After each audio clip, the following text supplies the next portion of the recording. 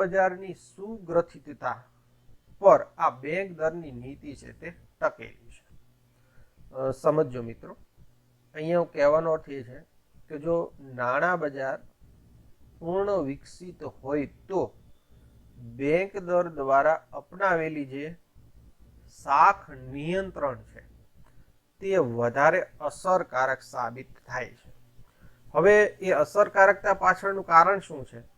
તો કે બેંક દરની જે સફળતાનો આધાર છે તે અર્થતંત્રના વર્તમાન બજારના વ્યાજના દરો ઉપર છે. હવે જો દેશનું નાણાં તંત્ર અથવા નાણાં બજાર સુગ્રથિત અથવા સુસંકલિત હોય તો તેના ફેરફારની અસર બજારના વ્યાજ દર ઉપર સીધી રીતે પડશે.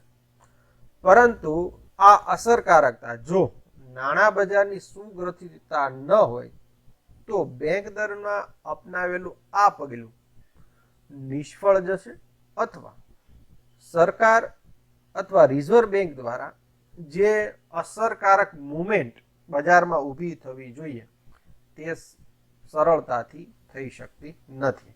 એટલે કે શાખ નિયંત્રણ માટે જો તમે બેંક દરના દ્વારા શાખ નિયંત્રણ કરવા માંગતા હોય તો નાણાં બજાર છે તે પૂર્ણ વિકસિતતા એની એક પૂર્વ શરત છે. જો પૂર્વ વિકસિત અથવા સુગ્રથિતતા ન હોય તો બેંક દરના પરિણામે નાણાં બજારના અથવા વર્તમાન બજારમાં એની અસર એટલી આપણે ઊભી કરી શકતા નથી. તો અહીંયા જો નાણાં બજાર ઉપર બેંક દરના પગલાનો મુખ્ય આધાર છે તો અહીંયા એ પહેલી મર્યાદા છે કે જો નાણાં બજાર છે તે સુગ્રથિત ન હોય તો આપણે ધારી સફળતા છે તે મેળવી શકતા નથી. બીજી મર્યાદા છે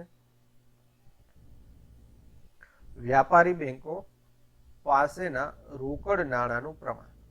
હવે આપણે અર્થતંત્રની વાત કરીએ, આ મોટા રાષ્ટ્રમાં એટલે કે જેના આટલા બધા રાજ્યો હોય એ રાજ્યના જુદા જુદા આવકના સાધનો હોય અને તેમાં આ રાજ્યોની જુદી જુદી વ્યાપારની પદ્ધતિઓ હોય તો એવા બજારમાં આપણે ચોક્કસ કહી શકીએ કે વ્યાપારી બેંકો છે તે ઘણી પોતાની પાસે જૂની બચતો સંગ્રહેલી અથવા વધુ પુરાંતવાળી બેંકો પણ હોય.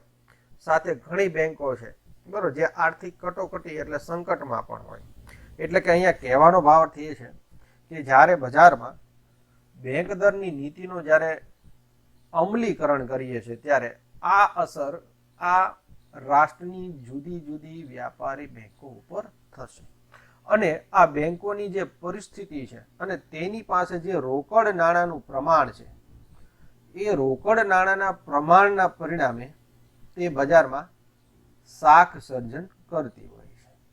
હવે આપણે એમ કહીએ કે જો રિઝર્વ બેંક છે બેંક દર દ્વારા તેને શાખ સંકોચનની નીતિ અપનાવે એટલે કે બેંક દરમાં વધારો કરે. હવે બેંક દરમાં વધારો કરશે તો કઈ બેંકની અથવા રાષ્ટ્રમાં રહેલી વ્યાપારી બેંકોની જે બેંકો આર્થિક એટલે કે રોકડ અનામતોનું પ્રમાણ અથવા રોકડ નાણું જે સંસ્થા પાસે ઓછું છે તેને સીધી અસર કરશે. પરંતુ જે સમાજમાં અથવા અર્થતંત્રમાં ઘણી એવી બેંકો છે કે જે બેંકો પાસે રોકડતા છે તે વિપુલ પ્રમાણમાં છે બરોબર, તે સામે રિવર્સ રેપો રેટ રિઝર્વ બેંકમાં નાણાં જમા કરાવે છે. આવી ધનિક અથવા રોકડ પુરાંત વાળી શાખાઓ છે તેને બેંક દરની અસર થશે નહીં. એ તો તેના રોકડ નાણાં ઉપર સાખી નાણાંનું છે તે ઓટોમેટિક સર્જન કર્યા કરશે. પરંતુ આની અસર જે નાની બેંકો છે જેની પ્રાથમિક થાપણો ઓછી છે તો એ બેંકો ઉપર તે બેંક દર છે તે વધુ અસરકારક સાબિત થઈ શકે છે. તો અહીંયા આપણે સમજવું રહ્યું કે નાણાંનો પુરવઠો અને મધ્યસ્થ બેંક પાસેથી જે ધિરાણની નીતિ છે એ ફરજ ત્યારે જ પડાવી શકે કે બેંક દરમાં વધારો ઘટાડાની અસર અહીંયા આવી વ્યાપારી બેંકો ઉપર કે જે વિપુલ પ્રમાણમાં રોકડ નાણું ધરાવે છે તો તેના ઉપર થશે નહીં. અને બેંકનો જે ઉદ્દેશ્ય છે રોકાણ અથવા બજારમાં શાખ સર્જન ઘટાડવાનું, એ ઉદ્દેશ્ય છે એ પણ સિદ્ધ થશે નહીં. તો અહીંયા આપણે એ પણ બાબત ધ્યાનમાં રાખવી જોઈએ કે અર્થતંત્રમાં વ્યાપારી બેંકો પાસે રોકડ નાણાંનું પ્રમાણ કેટલું છે એ પણ શાખ સર્જન માટે જવાબદાર બને છે. એટલે કે જો બેંક દર દ્વારા આપણે શાખ નિયંત્રણ અપનાવીએ તો આ રોકડ નાણાંનું પ્રમાણ જે વધારે ધરાવતી સંસ્થાઓ છે એ સંસ્થાઓ છે શાખ સર્જન ઘટાડશે નહીં. તો એ બાબત છે ના સંદર્ભમાં વ્યાપારી બેંકો પાસેના રોકડ નાણાંના પ્રમાણ લક્ષી અહીંયા મર્યાદા છે તે સાબિત થાય છે. ત્રીજી બાબત છે અર્થતંત્રનું સ્થિતિસ્થાપક માળખું. હવે સ્થિતિસ્થાપકતા એને કહી શકાય કે જે રૂટીન પરિવર્તનશીલ હોય, બરોબર, જેમાં કોઈ મોટા ફેરફારો ન હોય. તો આવું અર્થતંત્ર છે એનું માળખું હોય તો બજારમાં શાખ નિયંત્રણ ઉપર બેંક દરની કેવી અસર થાય તે સમજીએ. હવે બેંક દરની સફળતાનો આધાર આ અર્થતંત્રના માળખા ઉપર રહેલો છે. એટલે કે જેમાં વેતન, ભાવો અને વ્યાજના દરોમાં સહેલાઈથી ફેરફાર કરી શકાતો હોય. એટલે કે એક સ્થિર અર્થતંત્ર હોય, એટલે કે સરકાર લીધેલા દરેક પગલાઓની સીધી અસર અર્થતંત્ર ઉપર જોવા મળતી હોય. જો આવું સ્થિતિસ્થાપક માળખું હોય તો બેંક દરની સીધી અસર આપણે બજારમાં શાખ સર્જન ઉપર જોઈ શકીએ. પરંતુ જો અર્થતંત્ર સ્થિતિસ્થાપક ન હોય, પરિવર્તનશીલ હોય, તો અહીંયા બેંક દર દ્વારા શાખ નિયંત્રણના જે કંઈ આપણે પગલાં લઈએ તે પૂરતા પ્રમાણમાં છે તે લાગુ પાડી શકાતા નથી. હવે તેના માટે ઘણા પરિબળો જવાબદાર છે. સ્થિતિસ્થાપકતાના સંદર્ભમાં આપણે એમ કહી શકીએ કે સરકારી નિયંત્રણો છે.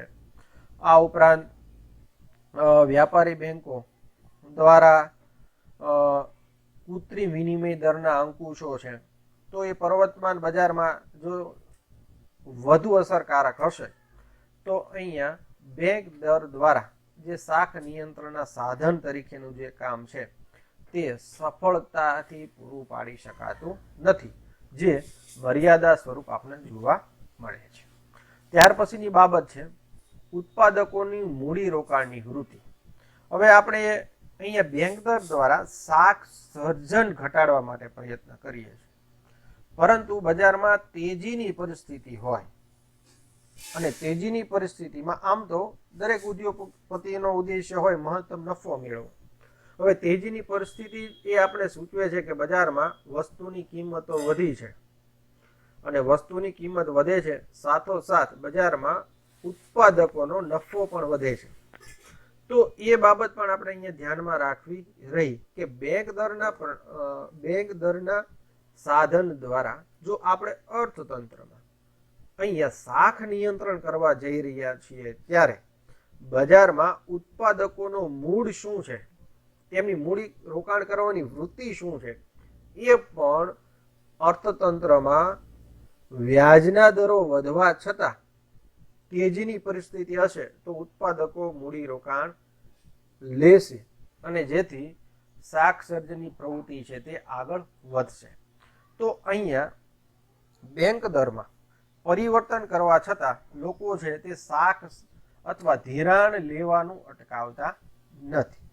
તો અહીંયા વ્યાજના દરમાં ગમે એટલો ફેરફાર થાય પણ બજારની પરિસ્થિતિ તેજીમય હોય તો ઉત્પાદકો છે મહત્તમ નફો મેળવવા માટે બજારમાં ચોતરફ એટલે કે બધી જ બાજુ ભાવો વધવા છતાં ઉત્પાદન વધારી નફો મેળવવાનો પ્રયત્ન કરશે અને ઉત્પાદન નફો વધારવા માટે તે બેંક પાસેથી ધિરાણ લે છે, જે શાખ સર્જનને પ્રોત્સાહન કરે છે. એટલે કે અહીંયા બેંક દર દ્વારા હંમેશા શાખ નિયંત્રણ સીધી રીતે આપણે એપ્લાય કરીએ તો એવું બનતું નથી. અહીંયા બજારના જે અન્ય પરિબળો છે, બરાબર, આમ તો અર્થતંત્રના વસ્તુનું ઉત્પાદન કરતા અથવા જે મૂડી રોકાણ કરનારો વર્ગ છે એની વૃત્તિ કેવી છે અથવા તેની મનસા કેવી છે એ પણ શાખ નિયંત્રણ અથવા શાખ પ્રોત્સાહન ઉપર અસર કરે છે, જે બેંક દર દ્વારા તે કંટ્રોલ કરી શકતા નથી અથવા મહદ અંશે કરી શકે છે. હવે એનાથી વિપરીત પરિસ્થિતિની વાત કરીએ કે ઘણી વખત એવું બને કે બેંક દર ઘટતો હોય તો આપણે કહીએ કે અર્થતંત્રમાં વધારે ને વધારે મૂડી રોકાણ થશે અને ઉત્પાદકો છે તે ધિરાણ મેળવશે. પરંતુ જો બજારમાં મંદીની પરિસ્થિતિ હોય તો શું કરશે ઉત્પાદકો કે બેંક દરમાં ગમે એટલો ઘટાડો થાય આમ છતાં તે મૂડી રોકાણ પ્રોત્સાહન કરી શકશે નહીં, કારણ કે બજારમાં વસ્તુઓની માંગ જ ઉપસ્થિત નથી. એટલે કે અહીંયા આપણે સમજવું રહ્યું કે તેજી મંદીના વમળોમાં બેંક દર છે તે એટલો બધો શાખ નિયંત્રણના સાધન તરીકે ઉપયોગશીલ સાબિત થઈ શકતો નથી. તો અહીંયા બજારમાં વ્યાજના દર ઉપર જે અસર થાય છે તે સટ્ટાકીય પ્રવૃત્તિઓ છે તેનું નિયમન જરૂરી છે, પરંતુ એ બેંક દર દ્વારા થઈ શકતું નથી. તો એની એક મર્યાદા છે. અહીંયા આપણે કેન્સ તો એવું કહે છે કે તમે ઘોડાને તળાવ સુધી લઈ જઈ શકો, એ તમારા હાથની વાત છે, પરંતુ તેને પાણી પીવું કે ન પીવું, બરોબર, એ તો ઘોડાએ જોવાનું અથવા એ ઘોડાની વૃત્તિ ઉપર આધારિત છે. એટલે કે અહીંયા આપણે એવું સમજાવવા માંગે છે કે અર્થતંત્રમાં તમે બેંક દર ઉપર ગમે તેવી પોલિસી અપનાવો, પણ આ પોલિસીના પરિણામે ઉત્પાદકોની વૃત્તિ છે, એટલે કે જે ઘોડો છે એને અહીંયા ઉત્પાદકોની સંજ્ઞા આપે છે અને તેના પરિણામે બજારમાં મૂડી રોકાણ છે તે સર્જન કરે છે. તો એ બાબત આપણે ભૂલવી જોઈએ નહીં. એટલે કે અહીંયા હંમેશા બેંક દર દ્વારા જે આપણે ઉપરોક્ત સમજૂતી મેળવી કે અર્થતંત્રમાં છે તે વ્યાજના દરો ઘટશે, તો આ શૃંખલા છે તે હંમેશા સાચી પડતી નથી. તેના બીજા પરિબળો છે એ પણ અસર કરતા હોય છે. ત્યાર પછીનું પરિબળ છે આર્થિક નિર્ણયોમાં વ્યાજના દરનું સ્થાન. હવે અહીંયા બજારમાં જે વ્યાજે નાણાં લેનારો વર્ગ, સમજો મિત્રો, એટલે હું કહેવા એવું માંગુ છું કે બેંકમાંથી ધિરાણ મેળવતો વર્ગ એ પોતાના જે નિર્ણયો છે, એટલે કે આર્થિક નિર્ણયોમાં આ વ્યાજનો દર નું સ્થાન કેટલું છે એ પણ શાખ નિયંત્રણ અથવા શાખ સર્જનના પ્રોત્સાહક પરિબળ સાબિત થતું હોય છે. કઈ રીતે આપણે સમજીએ. હવે ઘણા વ્યાપારીઓ છે, બરોબર, તે બજારને એ રીતે તેમના ઇજારા યુક્ત ધંધાઓ અથવા એ રીતે મોનિટરિંગ કરતા હોય કે તેના પરિણામે બજારના કુલ ઉત્પાદન ખર્ચમાં જો વ્યાજનું સ્થાન તેમાં ગૌણ હોય, એટલે કે વ્યાજની રકમ છે તે ન જેવી લાગતી હોય, તો તેના પરિણામે બેંક દરમાં ગમે એટલો ફેરફાર થાય, બરોબર, આમ છતાં આ ઉત્પાદન પ્રવૃત્તિ છે અટકતી નથી. એટલે કે અહીંયા મૂડી રોકાણ કરનારો વર્ગ એટલે ઉત્પાદન કરનારો વર્ગ છે તેના નિર્ણયોમાં વ્યાજનો દર કેટલી અસરકારકતા છે એ પણ શાખ સર્જન માટે અથવા શાખ નિયંત્રણ થશે કે કઈ તે પરિબળ ઉપર આધારિત જોવા મળે છે. જો તેનું સ્થાન નજીવું હોય તો આપણે સીધી રીતે કહીએ છીએ કોઈ ઉત્પાદક છે તે ઉત્પાદન છે ઘટાડશે નહીં, પરંતુ જો વ્યાજનો દરનું સ્થાન મહત્વનું હોય અને તેને જે નફો મળે છે તેનો એક આધાર વ્યાજનો દર પણ હોય, તો બેંક દરની નીતિ છે તે અસરકારક સાબિત થઈ શકે. પરંતુ જો તેનું સ્થાન ગૌણ હોય તો ઉત્પાદન પ્રક્રિયામાં છે, બરોબર, તે એટલી બધી અસરકારકતા સાબિત કરી શકશે નહીં. એટલે કે બેંકની જે શાખ સંકોચન નીતિ છે અપનાવશે, છતાં બજારમાં આ વર્ગ છે એ વ્યાજનું દરનું સ્થાન ન્યૂનતમ હોવાના પરિણામે તે ઉત્પાદન ઘટાડશે નહીં, અને ઉત્પાદન ઘટશે નહીં તો બજારમાં તે સ્થિર ધિરાણ છે તે બેંકો પાસેથી માગશે. તો એ બાબત છે તે પણ આપણે સમજવી રહી. એટલે કે શાખ નિયંત્રણ માટે બજારમાં જે નિર્ણય કરતો અથવા ઉત્પાદક વર્ગ છે એ વર્ગમાં વ્યાજનું સ્થાન શું છે એ પણ આપણે સમજવું રહ્યું. કારણ કે બેંક દર છે તે વ્યાપારી બેંકોના વ્યાજ દરમાં પરિવર્તન કરી શકે, પરંતુ મૂડીરોકાણના વિચારોમાં અથવા મૂડી સર્જન કરનારા વર્ગના ઉત્પાદન પ્રક્રિયામાં છે તે વ્યાજ સિવાયની કોઈ દખલ કરી શકતા નથી. અને વ્યાજ જ્યારે ગૌણ હોય ત્યારે સ્વાભાવિક છે તે ઉત્પાદન પ્રક્રિયામાં કોઈ પણ વેપારી છે તે આ શાખ નિયંત્રણના જે સાધનો રિઝર્વ બેંક અપનાવે છે તે સફળ થતા નથી. ત્યાર પછી ધિરાણની અન્ય સવલતો. હવે અહીંયા બેંક દર છે તે માત્ર વ્યાપારી બેંકના વ્યાજ દરમાં પરિવર્તન કરી શકે. હવે બજારમાં તો આ ધિરાણ લેનારો વર્ગ છે તે જુદી જુદી સંસ્થાઓમાં એટલે કે બેંકો સિવાયના, કારણ કે બેંક દર છે તે માત્ર રિઝર્વ બેંક સાથે સંકળાયેલી જે બેંકો છે તેને અસર કરશે, પરંતુ અહીંયા બજારમાં ધિરાણ આપનારા બીજી સવલતો પણ હોઈ શકે. તો કેવી શકે? તો કે સાહુકારો દ્વારા ધિરાણ થઈ શકતું હોય. બરોબર, ઘણી ધનવાન કંપનીઓ છે તે બજારમાં મૂડીરોકાણ કરતી હોય. લોકો પોતાની બચતો છે તે ડાયરેક્ટ ધિરાણ કરતી હોય. તો જો આવી અન્ય સવલતો બજારમાં ઉપલબ્ધ હોય ત્યારે સમજો મિત્રો, બેંક દરની પ્રભાવિતતા રિઝર્વ બેંકે જે ધારેલી છે તેટલી શાખ નિયંત્રણ ઉપર સાબિત કરી શકતા નથી, અથવા બજારમાં શાખ નિયંત્રણના સાધન તરીકે તે એટલું કાર્યશીલ બની શકતી નથી.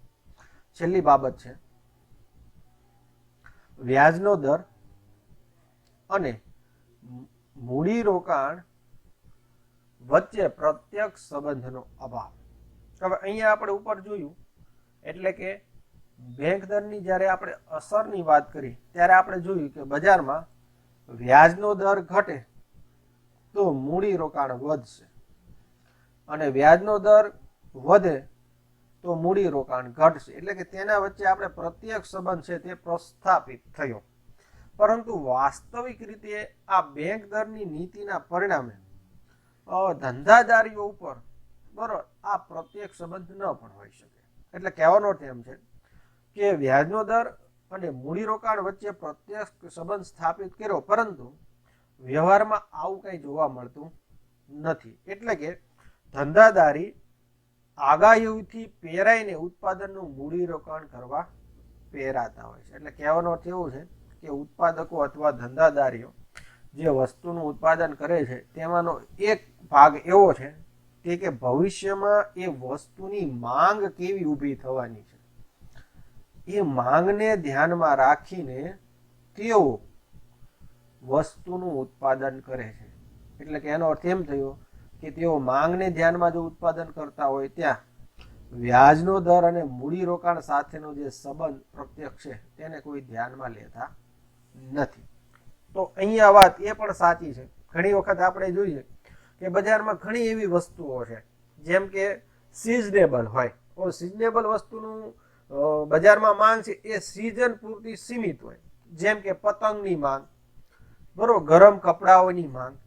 તો આ બધી માંગો કેવી છે? સિઝનેબલ માંગ છે. હવે આ માંગ ઉપર સમજો બરોબર મિત્રો કે બજારમાં પતંગ છે હંમેશા જાન્યુઆરીના સમયગાળામાં જ વેચાવાની છે, પણ બનાવવાની છે આખું વર્ષ. તો માની લો કે જુલાઈમાં વ્યાજનો દરમાં વધારો કરે તો અહીંયા ઉત્પાદકો છે મૂડીરોકાણ ન પણ ઘટાડે, કારણ કે તેમને ખબર છે કે અત્યારે આપણે વસ્તુની કોઈ માંગ અત્યારે બજારમાં છે જ નહીં.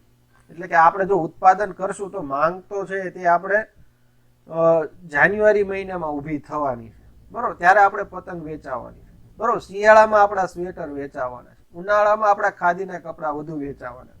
તો આ બધી જે બાબતો છે એ બેંક દર કરતા જે અન્ય પરિબળો છે તે પ્રભાવિત થતા હોય છે, જ્યારે બેંક દર છે ત્યાં મર્યાદિત સાબિત થતો હોય છે.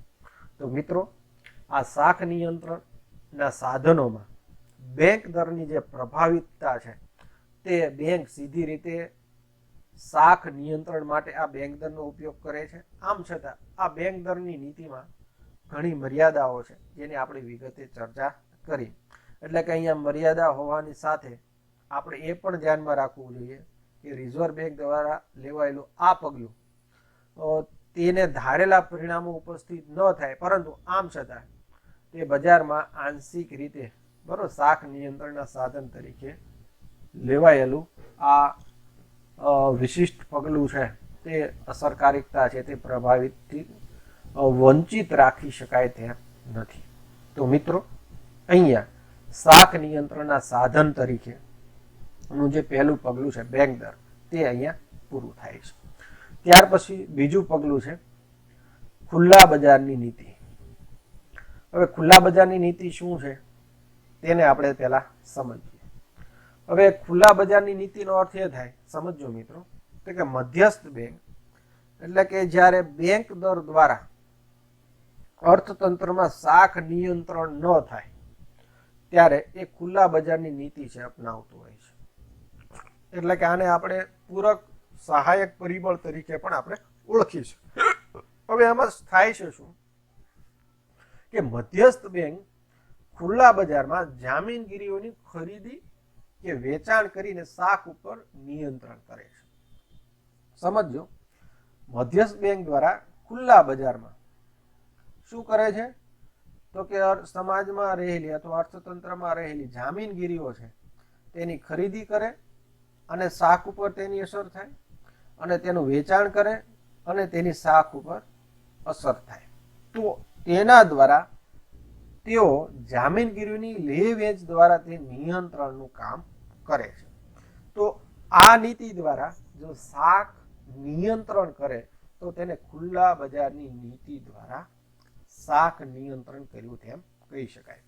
હવે આ ખુલ્લા બજારની નીતિ છે તે બજારમાં કઈ રીતે લાગુ પડે છે તે જોઈએ. તો અહીંયા શાખનું સંકોચન અને શાખનું વિસ્તરણ ખુલ્લા બજાર નીતિ દ્વારા કરે છે. સમજો મિત્રો, હવે ખુલ્લા બજારની નીતિમાં અહીંયા એક બરોબરનો તર્ક અથવા બે બાજુનો સંબંધ છે તે સમજવાનો છે. ખુલ્લા બજારની નીતિમાં આપણે સમજ્યા કે અહીંયા શાખ જે ખરીદી કરવામાં આવશે એટલે કે બજારમાં જામીનગીરીઓની જે વાત છે એ જામીનગીરી શું છે તો એના અગાઉ આપણે વાત કર્યા કે જામીનગીરી છે બરોબર તે પરિસંપત્તિઓ છે. બરોબર, પરિસંપત્તિઓ એટલે કે બજારમાં જુદા જુદા તરલ સાધનો છે એની ખરીદી છે તે મધ્યસ્થ બેંક કરે. હવે જામીનગીરીની ખરીદી કરશે એટલે શું થશે તો કે બજારમાં જે જામીનગીરી છે જેમ કે શેર છે, બોન્ડ છે, તો એની ખરીદી કરશે અને તે વ્યક્તિને, સંસ્થાને અથવા ઉત્પાદકોને, તો આ બધા પાસેથી એ રિઝર્વ બેંક છે તે ખરીદી કરે છે. એટલે કે ખરીદી કરે છે ત્યારે તે સંપત્તિઓ છે તે પોતાની પાસે આવે છે અને તેના બદલામાં આમની પાસે તે નાણું આપે છે. એટલે કે આનો અર્થ એ થયો કે પરિસંપત્તિ અથવા જામીનગીરીનું ખરીદી કરે છે ત્યારે, સમજો બરોબર મિત્રો, જામીનગીરીની ખરીદી કરે છે ત્યારે શાખનું વિસ્તરણ થાય છે. કેમ વિસ્તરણ થાય છે તો કે બજારમાં નાણાંનો પુરવઠો ઠલવાય છે અને તેના પરિણામે વ્યાપારી બેંકો છે તે આ જામીનગીરી વધુને વધુ મૂકી બરોબર તે ધિરાણ મેળવશે અને તે બજારમાં વધુને વધુ શાખનું સર્જન કરશે. એટલે કે આવું કામ ખુલ્લા બજારની નીતિમાં રિઝર્વ બેંક ક્યારે કરશે તો કે મંદીના સમયમાં છે તે બજારમાં નાણાંનો ફ્લો વધારવા માટે આ કામગીરી કરે છે. હવે તેનાથી આપણે વિપરીત બાબત રજૂ કરીએ કે શાખનું સંકોચન કઈ રીતે કરે તો કે બજારમાં શાખનું પ્રમાણ ઘટાડવું હોય તો નિયંત્રણ કરવું હોય તો કઈ રીતે કરશે તો કે બજારમાં જામીનગીરીઓનું છે વેચાણ કરશે. શું કરશે? જામીનગીરીનું વેચાણ કરશે. તો બજારમાં જામીનગીરી વેચશે કોણ તો કે લોકો છે એટલે કે રાષ્ટ્રના નાગરિકો, રાષ્ટ્રમાં ઘણી કોઓપરેટિવ સંસ્થાઓ, એ ઉપરાંત વ્યક્તિગત સંસ્થાઓ, બરોબર, જોઈન્ટ પાર્ટનરશિપ કંપનીઓ, વિવિધ બોન્ડ ધારકો, શેર ધારકો, વ્યાપારી બેંક સંસ્થાઓ, આ બધી વર્ગ છે તે જામીનગીરીઓ છે તે રિઝર્વ બેંકને વેચશે. હવે તેનાથી શું પરિણામ ઊભું થશે તો કે રિઝર્વ બેંકને જ્યારે વેચે છે ત્યારે શું થાય છે તો કે અહીંયા નાણું કોની પાસે જશે તો કે નાણું છે તે રિઝર્વ બેંક પાસે જમા થશે. એટલે કે બજારમાં નાણાંનો જે પુરવઠો છે એ કોની પાસે જશે આરબીઆઈ પાસે રિઝર્વ બેંક પાસે જાય છે. બરોબર આ બાબત સમજો કે અહીંયા જામીનગીરીનું વેચાણ કરે છે ત્યારે બજારમાં જે કઈ નાણું પ્રાપ્ત થાય તે રિઝર્વ બેંકમાં જમા થાય છે.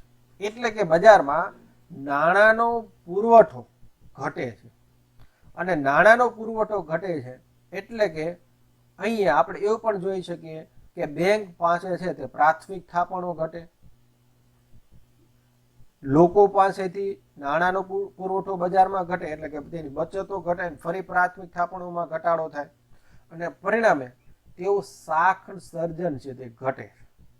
એટલે કે રિઝર્વ બેંક શાખનું સંકોચન આને કહે છે કે જ્યારે ખુલ્લા બજારની નીતિમાં અહીંયા સમજવાની બાબત એ છે કે જામીનગીરીઓની ખરીદીના પરિણામે ખુલ્લા બજારની નીતિ ઉપર શું અસર થાય અને જામીનગીરીના વેચાણથી બજાર ઉપર શું અસર થાય શાખ સર્જનના સંદર્ભમાં એ બરોબર સમજવું જોઈએ.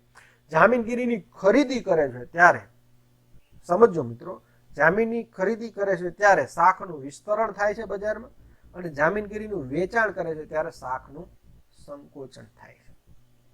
તો અહીંયા ખુલ્લા બજારની નીતિ દ્વારા રિઝર્વ બેંક શાખ નિયંત્રણના સાધન તરીકે હંમેશા જ્યારે શાખ ઘટાડવી હોય ત્યારે બજારમાં પોતાની પાસે રહેલી જામીનગીરીઓ છે તે બજારમાં વેચે છે.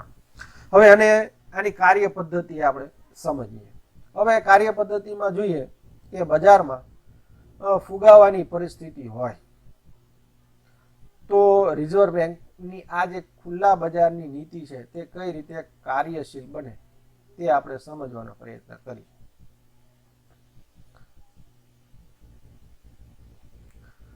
તો તેના પરિણામે ફુગાવાની સ્થિતિમાં બરોબર તો આપણે જોયું તો કે આમાં આપણે શાખનું સંકોચન કરવાનું છે.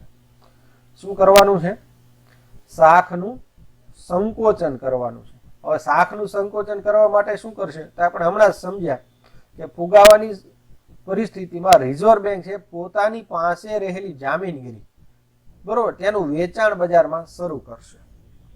હવે બજારમાં એનું વેચાણ શરૂ કરશે એટલે વેચાણના સંદર્ભમાં સમાજમાં રહેલા જુદા જુદા વર્ગો કે જે આ જામીનગીરી ખરીદી કરવા માંગે છે તો એ જામીનગીરી ખરીદ છે ત્યારે એ પોતાની પાસે જે રોકડતા છે અથવા જે નાણું છે એ કોને ચૂકવશે તો કે એ નાણું છે તે રિઝર્વ બેંકને એટલે કે આરબીઆઈને આપણે ચૂકવશે. એટલે એટલા પ્રમાણમાં બજારમાં રોકડતા છે તે ઘટે છે એટલે કે બજારમાં એટલો નાણાંનો પુરવઠો છે તે ઘટે છે. હવે એ નાણાંનો પુરવઠો જેટલો ઘટે છે તો આપણે ખબર છે કે બજારમાં જેટલો નાણાંનો પુરવઠો એટલી શાખ સર્જનની પ્રવૃત્તિ છે તે વિસ્તાર પામે. તો અહીંયા શાખ સર્જનની પ્રવૃત્તિ છે તેમાં પણ ઘટાડો નોંધાય છે અને શાખ સર્જનની પ્રવૃત્તિમાં ઘટાડો થાય છે પરિણામે બજારમાં માંગમાં પણ ઘટાડો થાય છે. કેમ માંગમાં ઘટાડો થાય છે? કારણ કે લોકોની આવકો છે તે ઓછી થાય છે. લોકોની આવક ઓછી થાય તો પરિણામે તેની માંગ છે તે ઘટે અને માંગ ઘટે છે તો એ નાણાંનો ફ્લો જે રોકડતા ઘટે છે એટલે કે બજારમાં નાણાંનો પુરવઠો છે તે પણ ઘટે છે અને નાણાંનો પુરવઠો ઘટે તો તેની અસર વસ્તુના ભાવ ઉપર થાય એટલે કે વસ્તુના ભાવ છે તે પણ ઘટે છે.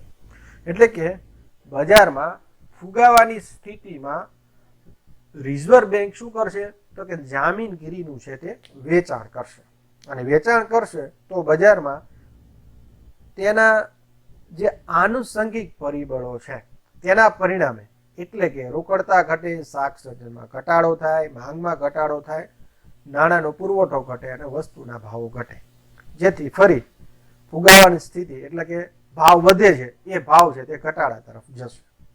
હવે એનાથી વિપરીત પરિસ્થિતિની વાત કરી શકીએ તો મંદીની સ્થિતિમાં શું કરશે તો કે મંદીની સ્થિતિમાં અહીંયા રિઝર્વ બેંક છે તે કયું પગલું લેશે તો કે અહીંયા વેચાણની બદલે તે બજારમાં ખરીદી કરશે અને જામીનગીરીની ખરીદી કરશે એટલે કે બજારમાં નાણાં છે તે રોકડતા છે તે બજારમાં વધશે, બરોબર. અને રોકડતા વધશે એટલે કે વ્યાપારી બેંકો છે તે પોતાનું શાખ સર્જનની પ્રવૃત્તિ વધારશે. શાખ સર્જનની પ્રવૃત્તિ વધશે એટલે કે વ્યાપારીઓ છે તે વધુ ને વધુ ધિરાણ લેશે, અને વધુ ને વધુ ધિરાણ લેશે એટલે તેનું મૂડી રોકાણ થશે, અને મૂડી રોકાણ થશે એટલે કે વસ્તુની મૂડી રોકાણ વધવાના પરિણામે વસ્તુનું ઉત્પાદન વધશે. વસ્તુનું ઉત્પાદન વધવાના પરિણામે લોકોની આવકો વધશે. લોકોની આવકો વધવાની સાથે લોકોની જે માંગ છે તેમાં વધારો થશે. લોકોની માંગમાં વધારો થશે એટલે કે તેને પહેલા કરતાં વધુ નાણાંના પુરવઠાની જરૂર પડશે, અને બજારમાં વધુ નાણાંની પુરવઠાની જરૂર પડશે એટલે કે તેની અસર વસ્તુની કિંમત ઉપર વધારો થશે. એટલે કે મંદી ઉપરનું અર્થતંત્ર છે તે તેજી તરફ, સુધારણા તરફ ગતિ કરશે. તો અહીંયા આ ખુલ્લા બજારની નીતિ દ્વારા રિઝર્વ બેંક છે, સમજો મિત્રો, તે શાખ સર્જન અને શાખ નિયંત્રણ માટે એક આવશ્યક પગલું છે, અને આ પગલા દ્વારા રિઝર્વ બેંક છે તે બજારમાં શાખ નિયંત્રણ કરે છે. ત્યાર પછી અહીંયા શાખ નિયંત્રણના સાધન તરીકે ખુલ્લા બજારની જે નીતિ છે તે પણ ઘણી મર્યાદિત અથવા તેમાં પણ ઘણી મર્યાદાઓ સમાયેલી છે. એ મર્યાદાઓ છે તે પણ આપણે સમજીએ. પહેલી મર્યાદા છે કે વિશાળ અને ક્રિયાશીલ બજાર હોવું જોઈએ. જો વિશાળ અને ક્રિયાશીલ બજાર ન હોય તો ખુલ્લા બજારની નીતિ છે તે યોગ્ય રીતે બજારમાં એપ્લાય થઈ શકતી નથી. કઈ રીતે સમજી લઈએ.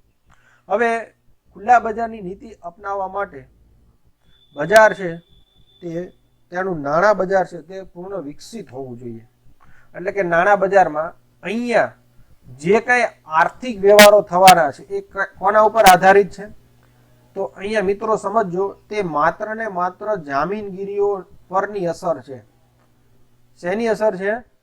જામીનગીરીઓ પરની અસર છે. અને નાણાં બજાર જો વિકસિત ન હોય તો બજારમાં યોગ્ય જામીનગીરીઓ જ નહીં હોય, અને યોગ્ય જામીનગીરીઓ ન હોય તો રિઝર્વ બેંકને ખરીદી કરવા માટે, અને રિઝર્વ બેંક પાસે પૂરતો પુરવઠો ન હોય તો તેને વેચવા માટે યોગ્ય બજારનો અભાવ હોય તો ખુલ્લા બજારની નીતિ છે તે લાગુ પાડી શકાતી નથી, અથવા તેનું અસરકારક રીતે બજારમાં તે કાર્યશીલ બની શકતી નથી. તેવી જ રીતે બીજી મર્યાદા છે કે બજારમાં જામીનગીરીનો જથ્થો કેટલો છે. બરોબર, અગાઉ આપણે વાત કરી ખુલ્લા બજારની સફળતાનો આધાર રિઝર્વ બેંક પાસે જામીનગીરીનો જથ્થો કેટલો છે, અને બજારમાં આ જામીનગીરી વેચવા અને ખરીદનારો વર્ગ કેટલો છે એ પણ જરૂરી છે. માત્ર એક હાથે તાળી પડે નહીં. એટલે કે આ પગલું એવું છે કે બજારમાં રહેલી જામીનગીરી ધરાવતો વર્ગ અને રિઝર્વ બેંકની જામીનગીરી ખરીદવાની તકો કેટલી છે તે એ નાણાં બજારની સુગ્રથિતતા પર આધારિત છે, અને બીજું એ જામીનગીરીના જથ્થા પર આધારિત છે. જો જામીનગીરી, સમજો મિત્રો, જામીનગીરીનું પ્રમાણ રિઝર્વ બેંક પાસે ઓછું હોય અથવા આ જામીનગીરીનો ઉપયોગ કરનારો વર્ગ ઓછો હોય તો ખુલ્લા બજારની નીતિ છે તે યોગ્ય રીતે કામ કરતી નથી. એક એની મર્યાદા છે. ત્રીજી બાબત છે મંદીના સમયમાં.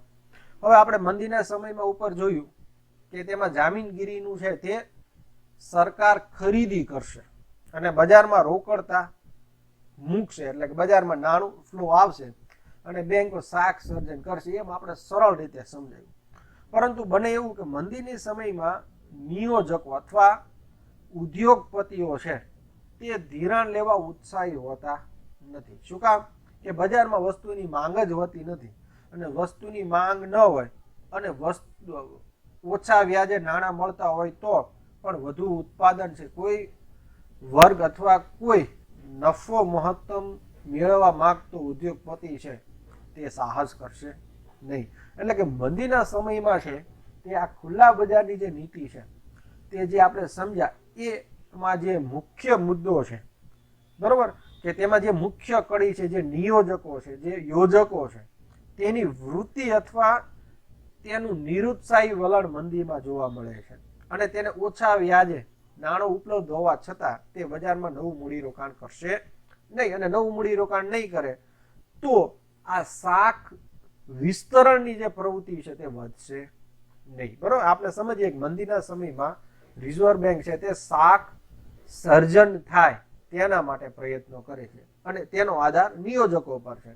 નિયોજકો નિરુત્સાહી છે એટલે કે ખુલ્લા બજારની નીતિ છે તે લાગુ પાડી શકાતી નથી.